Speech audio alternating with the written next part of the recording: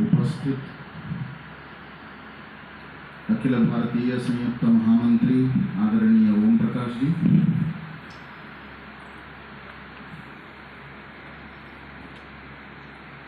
इस ऐतिहासिक विषय आदरणीय कुलगुरु माननीय वैद्यनाथ जी, उनके सहायक और दिन रात देश की भलाई के लिए, देश की एकात्मता बनाए रखने के लिए हर संभव प्रयास कर रहे हैं ऐसे प्रोफेसर राणा जी, उत्तर बिहार के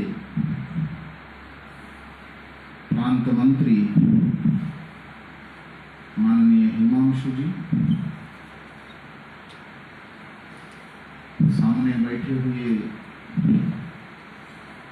दो गुरु माताएं और यहाँ उपस्थित सभी कार्यकर्ता बंधु और भगिनी,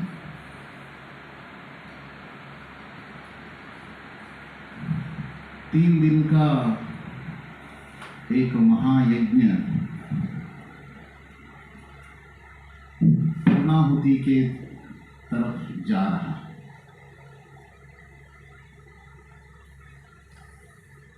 यानी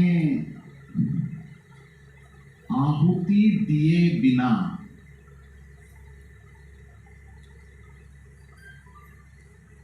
परिसर पवित्र नहीं हो सकता।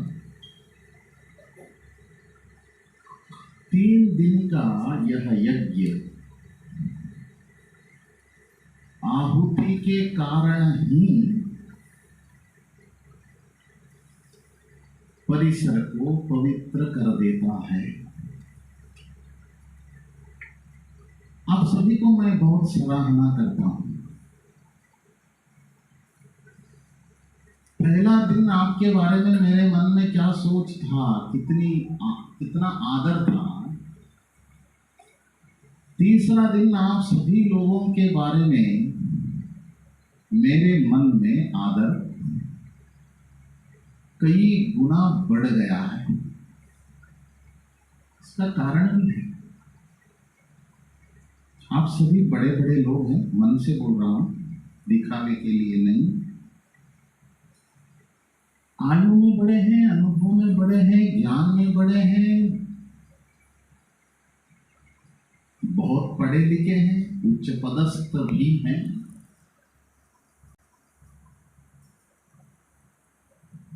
कई लोग यहाँ 5 बजे उठने का आदत भी नहीं है और किसी के मुंह से ऐसे करो, ऐसे करो, ऐसे करो, ऐसे सुनने का आदत भी नहीं है। सुनाने का आदत ही रहने वाले बहुत लोग हैं। फिर भी 3 दिन इस अनुशासन के चौखट में हम अपन को ढाल लिया। उस अनुशासन के चौखट में अपने आप को बैठा लिया। मन को पीड़ा हुई होगी, सभ्यता के दृष्टि से, सौजन्यता के दृष्टि से, प्रकट रूप से हम नहीं कह रहे हैं, लेकिन पीड़ा तो हुई है। कुछ लोग स्वयं गलती करने के कारण भी पीड़ा का अनुभव किए हैं। बिना गलती भी इस परिस्थिति के कारण, यहाँ के अनुशासन के कारण, यहाँ के समय सारणी के कारण पीड़ा का अनुभव हुआ होगा। लेकिन ऊपर चढ़ते समय थोड़ा दर्द होता ही, नीचे उतरते समय उतना कष्ट नहीं होता। कष्ट यदि नहीं सहेंगे तो ऊपर चढ़ ही नहीं सकते, शिखर पहुंच नहीं सकते। इसीलिए मैं आपके बारे में आदर इसीलिए मेरा बढ़ गया है कि आप सभी ने इस कष्ट को आनंद से सहन की। क्यों सहन किया? मैं प्रचारक हूं, फकीर हूं, भटकने वाला ही हूं, रोज प्रवास करने वाला हूं। एक बस अड्डे पे मैं बैठा था, धूप, वहां एक माता जी थाली में पूजा का सामग्री रखकर एक छोटा सा बच्चा उसको साथ लेकर जा रही है। नंगे पैर जा रही है दोनों। वो टार रोड इतना गर्म हो गया है, पैर रख नहीं सकते, इतना गर्मी है। और छोटा बच्चा कूद रहा है, मां मुझे चप्पल पहनने के लिए अनुमति दो, बहुत गर्मी है, बहुत गर्मी है, मैं चल नहीं सकता। वो हट कर रहा है। गुस्से से वो माता जी देखती है, अब तो समझ में नहीं आता तुझको, हम मंदिर जा रहे हैं, मंदिर जाते समय चप्पल पहनते हैं क्या? बस क्या चमत्कार, गर्मी वही है, रोड वही है, बच्चा वही है। कूदना बंद हो गया, रोना बंद, आराम से चलने लगा। मैं देख रहा हूं, अरे 1 मिनट पहले इतना चिल्ला रहा था इसकी करने के लिए, वही बच्चा, उसी बच्चा। क्या हुआ चमत्कार? हम मंदिर जा रहे हैं, इसीलिए जितना भी गर्मी हो हमको सहन करना चाहिए। मंदिर में जा रहा हूं, भगवान का दर्शन के लिए, दर्शन पाने के लिए जा रहा हूं। ऐसा भाव जब मन में प्रकट हुआ तो वो रोड, वो सड़क, वो गर्मी उसको बाधा पहुंचने में सफल नहीं हुआ। जब तक खुद के बारे में सोचता था तब तक वो गर्म लग रहा था। जब सोच ऊंचाई तक पहुंचा तब ये भौतिक दुख, कठिनाइयां, चुनौतियां सबसे परे हो गया। छोटा सा बच्चा, कितना बड़ा सीख है। मुझे ये सोचकर आप सभी के बारे में मन में गर्व का महसूस मैं कर रहा हूं। आप सभी ऐसे होते हुए भी आप सभी के मन में हम कुछ करके दिखाना चाहिए। इस देश के लिए कुछ न कुछ करना चाहिए शिक्षा के माध्यम से। यह भाव प्रकट होने के कारण, यह भाव से आप अभिभूत हुए, इसके कारण इस कठिनतम दिनचर्या को भी आनंद से आपने आत्मसात किया।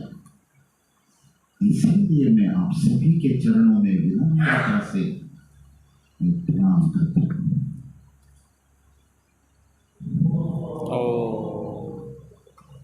हम सभी मनुष्य हैं।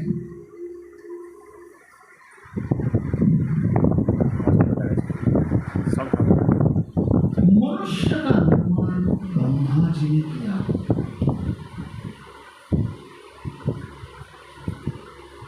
अर्जुन का एक प्रश्न का उत्तर देते हुए कृष्ण कहता है 3रे अध्याय के 11वां श्लोक में, सहयज्ञा प्रजा सृष्टा गोवाच प्रजापति। सहयज्ञा प्रजा सृष्टा गोवाच प्रजापति ने ब्रह्मा, गोवाच पहले ही कह दिया उन्होंने, पहले यानी कब? सृजन करने से उपस्थित अखिल भारतीय संयुक्त महामंत्री आदरणीय ओम प्रकाश जी,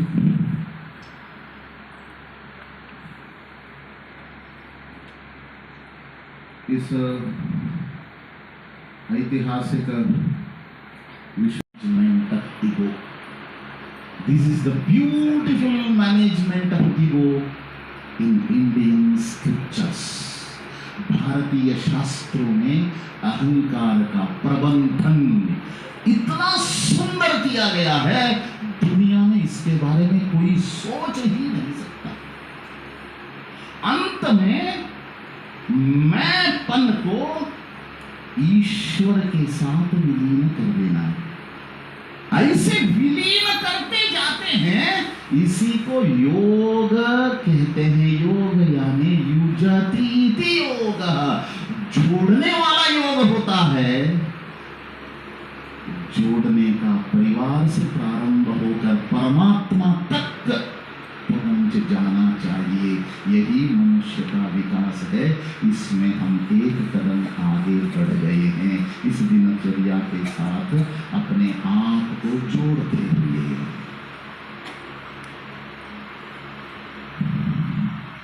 और ये पहला यज्ञमय जीवन का पहला लक्षण हो गया। दूसरा लक्षण है परहित, यानी व्यक्तिगत जीवन का शुद्धिकरण न करते हुए परहित करने के लिए आप योग्य हो ही नहीं सकते।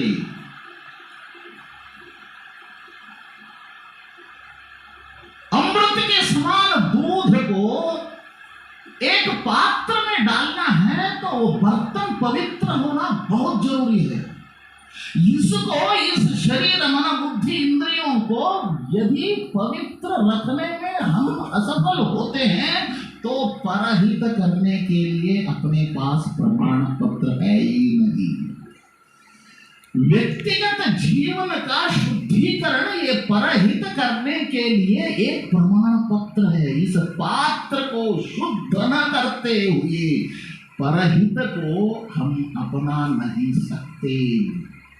इसीलिए परहित करने से पहले या करते करते करने के साथ, परहित के साथ व्यक्तिगत जीवन का शुद्धिकरण यह अनिवार्य है। ये मनुष्य जीवन का प्रयोजन है। मनुष्य इसीलिए जन्म लिया है, व्यक्तिगत जीवन का शुद्धिकरण करते हुए परहित के लिए जीते जीते जीते जीते इस शरीर को अंत तक पहुंचाना। शरीर जब मरता है तब जीवन का अंत नहीं होता है। मृत्यु जीवन का अंत नहीं है। मृत्यु यह एक बीच का एक स्टॉप है। दूसरे शरीर के साथ हम इसको आगे बढ़ाएं, लेकिन लक्ष्य तक पहुंचना चाहिए। मैंपन को जब तक ईश्वर के साथ मैं विलीन नहीं करता, प्राण विद्या में अंतिम चरण में हमने प्रयास किया ओंकार के धुन के साथ अपना ओंकार को जोड़ देना। द्वैत नहीं है, दो है ही नहीं है, केवल एक वही है, उसके अलावा कुछ नहीं है। तत् त्वम् असि, यहां तक जाना है। यही मनुष्य जीवन का लक्ष्य है। अभी हमने मनुष्य का आकार लिए हैं, मुझे बहुत दुख होता है। आकार के साथ आकार से आकलन करते हैं। शादी में लड़की देखने जाते हैं, आकार कैसा है? Does she looks fair? Fair looking? वो अच्छी है क्या? अच्छी है ऐसा नहीं करते, पूछते सुंदर है क्या? अरे सुंदर, सभी सुंदर नहीं है क्या? यहाँ बैठे हैं ये सभी सुंदर नहीं है। ईश्वर ने किसी को सुंदर, किसी को क्रूप बनाया है क्या? आकार से आकलन करने की दुर्गति समाज में फैल गई है। गुणों के आधार पर मनुष्य का आकलन करना चाहिए। इसीलिए इस शरीर का धारण करके इस भूमि में हम मनुष्य के रूप में उतरे हैं। इस शरीर के धारण के माध्यम से जब तक हम रहेंगे तब तक इस जीवन के जो हिस्सा है इसको सार्थक बनाने के लिए स्वधर्म स्वभाव के अंतर मन की आवाज से और वर्ण आश्रम के आधार से, इन तीनों बातों के कारण स्वधर्म तय करना पड़ता है। स्वधर्म तय करने के बाद स्वधर्म के अनुसार ही जीना पड़ता है, तब यश मिलना सुनिश्चित है। इसीलिए हर एक छात्र का स्वधर्म क्या है ये पहचानने के लिए शिक्षक मदद करना और स्वधर्म को अवगत कराने में प्रयास करना, मदद करने में प्रयास करना। यदि स्वधर्म को चयन कर लिया, एक छात्र का जीवन सफल हो गया। और ये स्वधर्म धर्म के अनुकूल ही होना चाहिए। हमारा स्वधर्म क्या हो सकता है? मनुष्य का लक्ष्य दूसरों के हित के लिए ही जीना है, इसी के लिए जन्म हुआ है। ऐसा तय होने के बाद स्वधर्म यानी दूसरों के हित करने के लिए अनगिनत मार्ग है, उसमें स्वधर्म के अनुसार मैं कम से मार्ग अपना सकता हूं दूसरों के हित के लिए। एक शरीर मिली हुई है, मेरा शरीर बोलते हैं, मैं ही शरीर हूं, ऐसा कोई नहीं कहते। मैं ही शरीर हूं, शरीर ही मैं हूं, ऐसा यदि कहते तो अस्पताल तुरंत ले जाते आप लोगों को। शरीर मेरा है ही नहीं, ये मिली हुई वस्तु है। यहाँ बिहार झारखंड में भी यदि एक वैलेट मिल जाता है तो आप लोग उसको संस्कारित लोग, जिसको जो आप स्वयं को मनुष्य ऐसा सोचते हैं समझते हैं, वो जिससे संबंधित है उसको वापस दे देते हैं।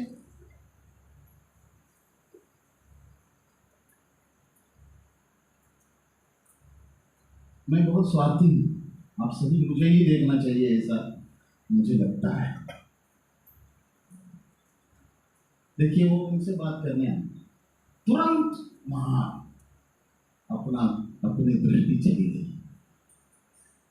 मन कितना जल्दी भटक जाता है। मैं यहाँ विषय रख रहा हूं लेकिन यहाँ अपना लक्ष्य नहीं है, ध्यान नहीं है। इसीलिए फिल्म में रील कट हो जाता है। पहले रील के आधार पर चलती थी ना, एक डिस्टर्बेंस के कारण एक मोबाइल आवाज करते हैं तो मेरा फिल्म का रील कट हो जाता है।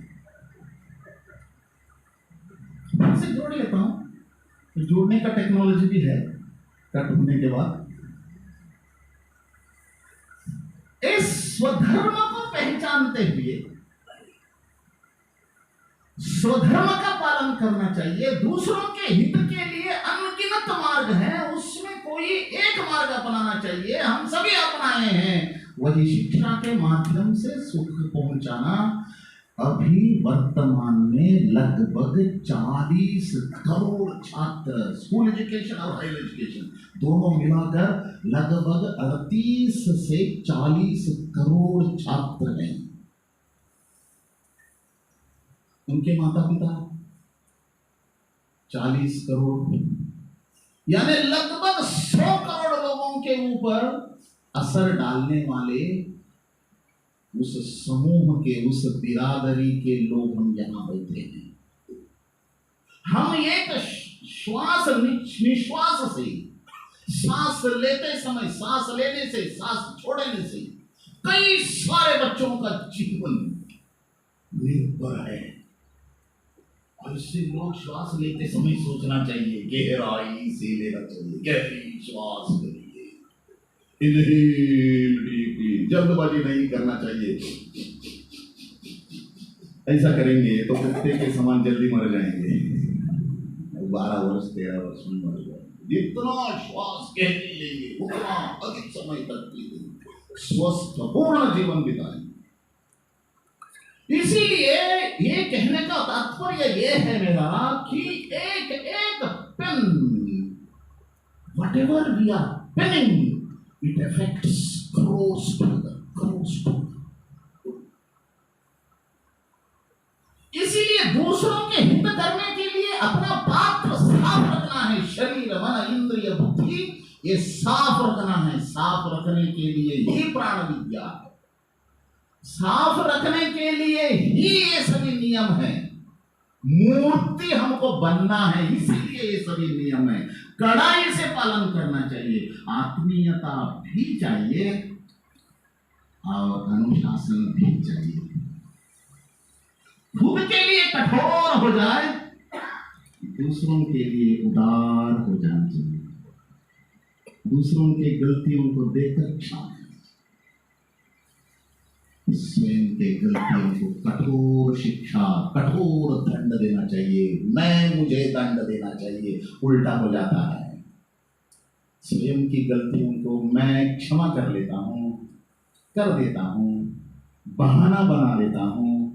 दूसरों के छोटी छोटी गलतियों के बारे में कठोरता से सोचकर दंड देता हूँ। शिक्षक ऐसे ही करते ना? नहीं, दूसरों के बारे में उदारता, खुद के बारे में कठोरता, ये अनुशासन होना चाहिए जीवन में। केवल आत्मीयता से, आत्मीयता भी इसका परिचय इस नालंदा विहार में हमने 3 दिन तक हमने महसूस किया। इस वात्सल्य को हमने महसूस किया, मातृ वात्सल्य, माता का प्रेम, पारिवारिक भाव। सरकारी यंत्र होते हुए भी पारिवारिक भाव का महसूस, अनुभव हमने किया है।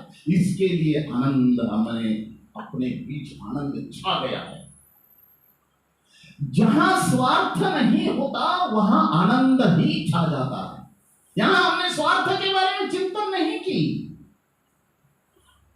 स्वयं को योग्य बनाने के लिए और देश को योग्य बनाने के लिए, वो भी जल्द से जल्द योग्य बनाने के लिए हमने दिन रात सोचा। मोबाइल का उपयोग थोड़ा कम तो किया है, बंद नहीं किया था, कम किया है। और यहाँ के जो नवनालंदा विहार के इतने लोग दिन रात हम सभी के लिए उन्होंने कष्ट उठाया है। दूसरों को सुख पहुंचाने के लिए खुद को कष्ट उठाना पड़ता है। मेहमान खुशी से जाए, गेहूं खर्च नहीं होना चाहिए। कैसे हो सकता है भाई?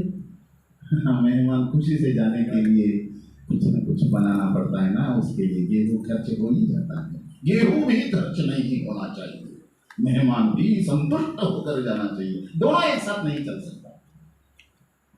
अभ्यास वर्ग सफल होना चाहिए। मैं 10 बजे सो जाता हूं, 8 बजे उठता हूं सुबह, नहीं चलेगा भाई, दिन रात जगना पड़ेगा ना।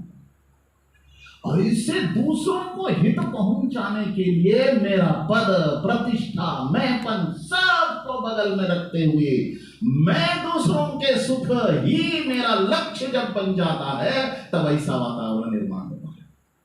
इसीलिए हमको आनंद मिला, प्रेम मिला, आत्मीयता मिला, ये चाहिए। लेकिन केवल इससे काम नहीं चलता, अनुशासन चाहिए। अनुशासन यानी 3 बातें हैं: नियम पालन,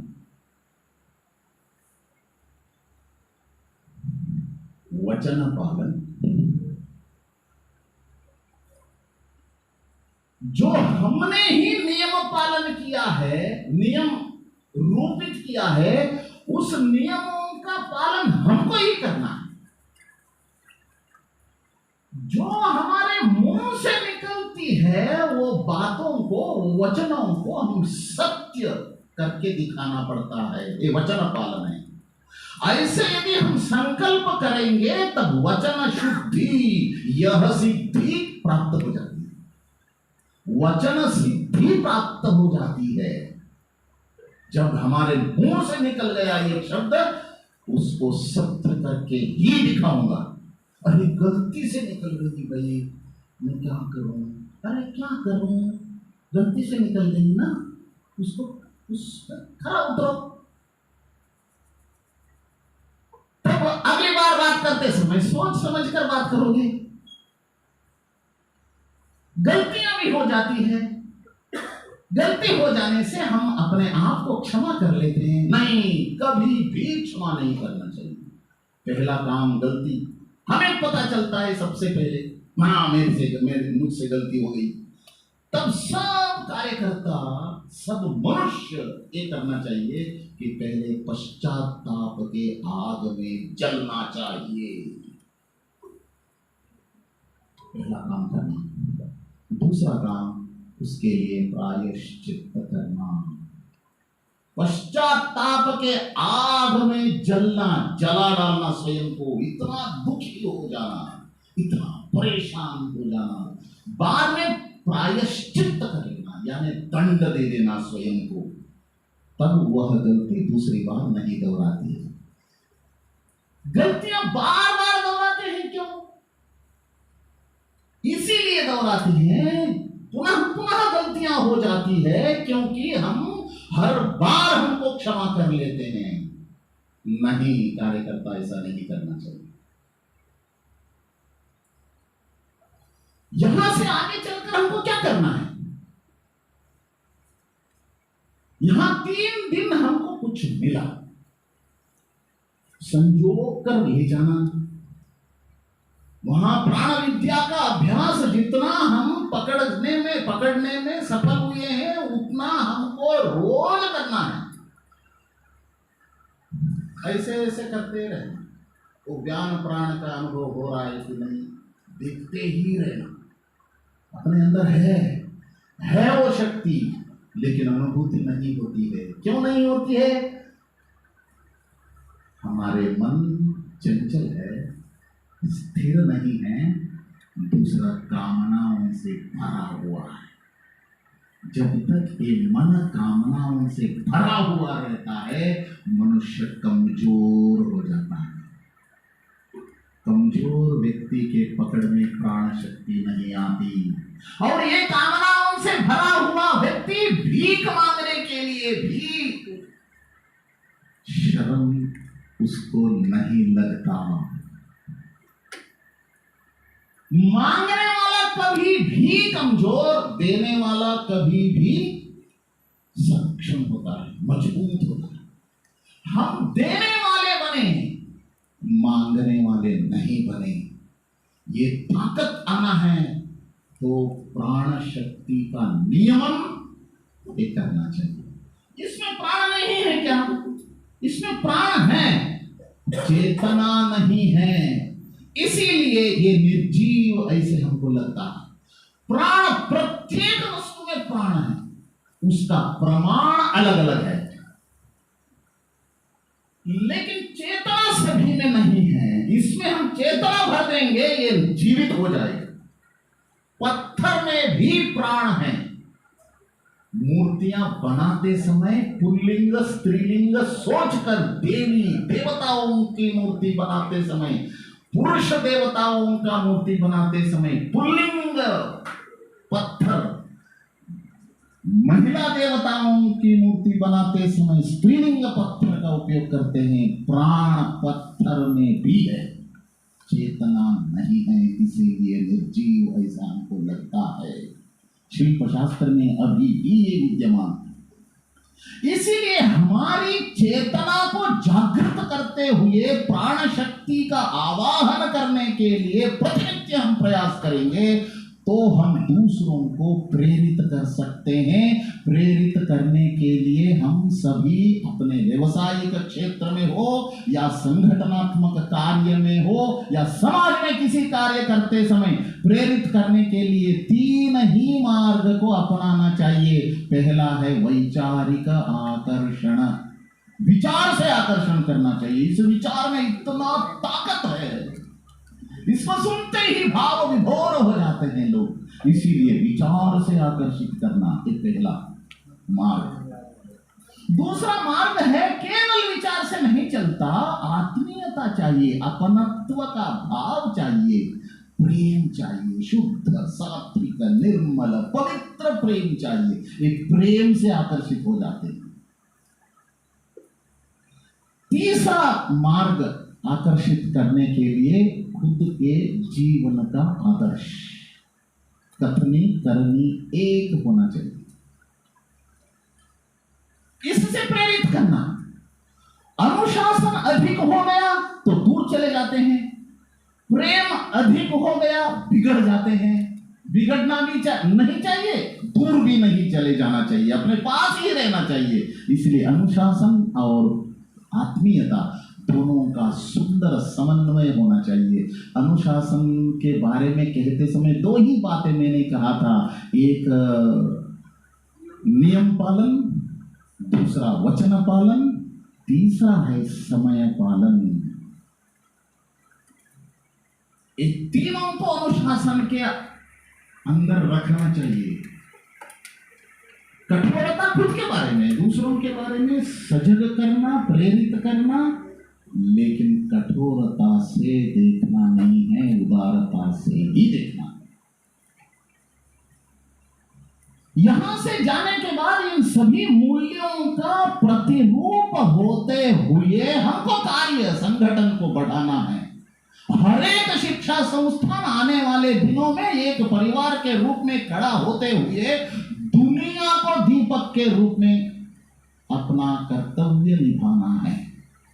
इसलिए यहां से जाने के बाद क्या करना, पहले हम हमारे मित्र 5 लोगों को, पुरुष हो महिला हो, अब 5 अपने करीबी के 5 लोगों को बुलाना, एक सूची बनाना। पहला काम अत्यंत व्यावहारिक अनुवर्तन में आपके सामने रख रहा हूं। 30 लोगों की सूची बनाना कम से कम। उन सभी 30 लोगों को एक सप्ताह के अंदर एक जगह बुलाना, एक दिन, एक स्थान पर, एक समय पर बुलाना। वहां शिक्षण मंडल का परिचय करके देना, शिक्षा में भारतीयता लाने के लिए शिक्षण मंडल क्या कर रहा है, शिक्षण मंडल के गतिविधियां, कार्य विभाग, शिक्षण मंडल का विजन क्या है, मिशन क्या है, एक्शन क्या है, इसके बारे में 1 घंटा बताना, संवाद करना, प्रश्नोत्तर, जिज्ञासा, समाधान। इसके बाद अगले सप्ताह से मंडल शुरू कर देना। हम सभी को करना है, कोई इससे किसी को छूट नहीं है। मैं भी एक मंडल चला रहा हूं, इसलिए किसी को छूट नहीं है, सबको ये करना। 6 महीने तक उसको संचालन हमको ही करना है। खुद का एक मंडल, उसको 6 महीने नहीं, हम सदा के लिए एक मंडल हमारे ओर से चलते रहना चाहिए। मैं उसका संचालन, दायित्व कुछ भी हो, मैं एक मंडल का संचालक के रूप में संचालन करना ही चाहिए। और सप्ताह में एक बार, दूसरा दिन, एक दिन मेरे मंडल के लिए, दूसरा दिन ऐसे अन्य कार्यकर्ता जो मंडल चला रहे हैं उसमें एक सप्ताह में एक मंडल में जा सकते हैं। कौन कौन से मंडल में जा सकते हैं, जाना चाहिए, इसकी एक चार्ट बनाना चाहिए। प्रांत स्तर पर कोई एक बनाएं और उनको बताएं। मंडल में जैसे ही वो कार्यकर्ता आते जाएंगे, धीरे धीरे विचारों को समझते जाएंगे, तब उनको बताना सदस्यता करनी है। हम भी यहां बैठे हुए 1 वर्ष में, मैं कितना छोटा लक्ष्य आपके सामने रख रहा हूं, 1 वर्ष में 10 लोगों को सदस्य बनाना। एक कार्यकर्ता हर वर्ष 10 नए लोगों को समझाते हुए शिक्षण मंडल के बारे में सदस्य बनाना।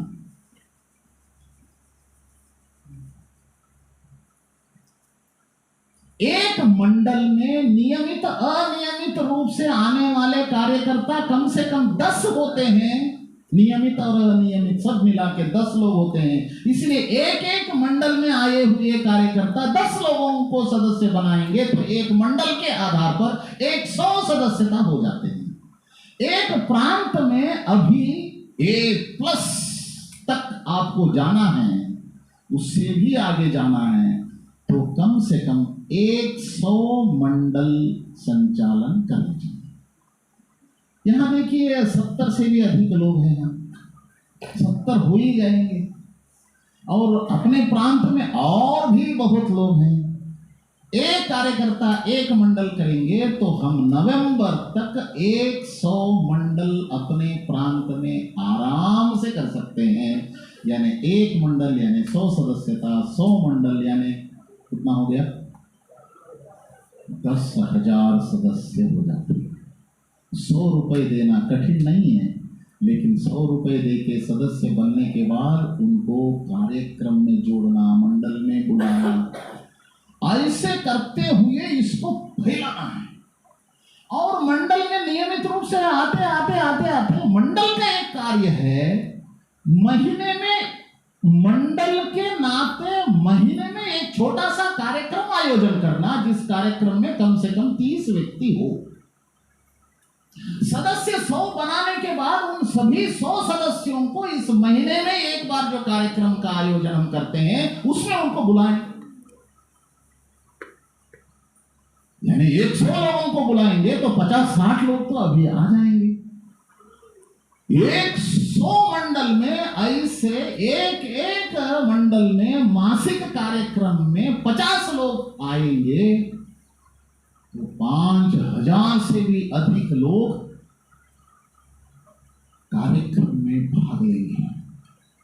यानी इस वैचारिक आंदोलन जो है, इंटेलेक्चुअल कैंपेन, वैचारिक परिवर्तन लाने का एक बहुत बड़ा आंदोलन जो हमने छेड़ा है, ये जन जन तक पहुंचना चाहिए। प्रबोधन के माध्यम से, बाद में प्रशिक्षण के माध्यम से, प्रकाशन के माध्यम से व्यवस्था परिवर्तन में हम सक्षम हो जाते हैं। हमको विमर्श खड़ा करना है। हम सभी भारत के समाज में, दुनिया में भारत के बारे में, ये एक देश है ही नहीं। संस्कृत प्रतिगामी भाषा है। संस्कृत सीखने से हम प्रतिगामी हो जाते हैं, पिछड़े हो जाते हैं। अंग्रेजी सीखने वाले ही बुद्धिमानी होते हैं। ऐसे कितना गलत विमर्श इतने सैकड़ों वर्षों से खड़ा करके अपने बुद्धि को, अपने मन को गुलाम बना दिया है। अभी भी हम फोन उठाते ही हेलो बोलते हैं।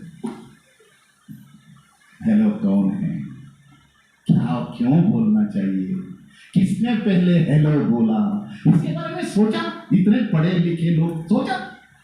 बिल्कुल सोचा नहीं है। हेलो हेलो हेलो हेलो, अरे जय श्री राम बोलिए, वंदे मातरम बोलिए, हरि ओम बोलिए।